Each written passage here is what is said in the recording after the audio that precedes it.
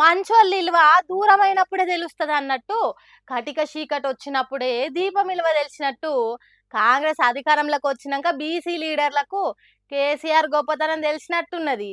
Are Krishnaiah చూడుండ్రి KCR బీసీలకు చేసిన మేలు గురించి ఎట్లా చెప్తున్నాడో. అన్ని సందర్భాల్లో ముఖ్యమంత్రి కేసీఆర్ ఉన్నప్పుడు అడ్వకేట్ జనరల్ ఇచ్చారు అని అనేకమైనటువంటి పదవుల్లో స్పీకరు చైర్మన్ కౌన్సిల్లో ఇంకా అనేక రంగాల్లో ఇప్పుడు సందర్భం కాకపోయినా అనేక సార్లు బీసీల ప్రచారం నిలిచారు. ఇప్పుడు కూడా ఈ ఉద్యమం లోపల మీరు అవుట్రైట్గా సపోర్ట్ చేయాలి. ఈ ఉద్యమం అందరికీ ఆదర్శంగా నిలబడేటట్టు మీరు అందరూ కూడా చర్యలు తీసుకోవాలని. 18వ తారీఖున బీసీలు తెలంగాణ బంద్కు పిలుపునిచ్చిండ్రు కదా, హాగో దానికి బీఆర్ఎస్ పార్టీ మద్దతు కోరేతానికి తెలంగాణ భవన్కి వచ్చిండ్రు బీసీ లీడర్లు. అప్పుడు ఆర్ కృష్ణయ్య గిట్లా మాట్లాడిండు.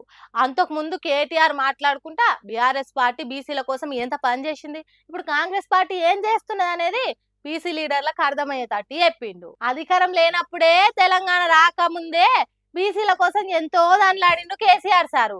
మరి అసొంటిది తెలంగాణ తెచ్చుకున్నాక బీఆర్ఎస్ పార్టీ అధికారంలోకి వచ్చినాక బీసీలను కడుపులో పెట్టుకొని చూసుకోడా. అందుకే కేసీఆర్ సీఎం అయినాక అట్లనే కాంగ్రెస్ పార్టీ సర్కార్కు సురుకులు గట్టిగా పెట్టిండు. బలహీన వర్గాలకు న్యాయం చేసుడు సీఎం రేవంత్ రెడ్డితో కాదని బాలంగా చెప్పిండు. ఇది కాంగ్రెస్ పార్టీ చేసేది చిత్తశుద్ధి లేని శివపూజ లాంటిది. వాళ్ళకైతే చిత్తశుద్ధి లేదు, రాదు. రేవంత్ రెడ్డి గారి నాయకత్వంలో మాత్రం బీసీలకు న్యాయం ఎన్నటికీ జరగదు. ఇది వాస్తవం. ఎవరు అవునన్నా కాదన్నా మీకు కూడా తెలుసు, మాకు కూడా తెలుసు. సరే మీరు కెమెరాల ముందు చెప్పలేకపోవచ్చు, మేము చెప్పగలుగుతాం, మేము చెప్తాం. సర్కార్ను కొరకాస్తోని కాల్సినట్టు చేసినాక బీఆర్ఎస్ పార్టీ మద్దతు అడిగిన బీసీ లీడర్లకు కూడా చక్కని సలహా ఇచ్చిండు కేటీఆర్ సారు. మీరు బీజేపీ మద్దతు పలికిందని కృష్ణయ్య గారు నాకు చెప్పింది. బీజేపీ మద్దతు పలికితే బీజేపీ కింద పార్లమెంట్లో బిల్లు పెడితే ఎవరు ఆపుతారని నాకు అర్థం కాదు. మేము ఓటేయమా, కాంగ్రెస్ ఓటేయడా, ఎవడాపుతాడు?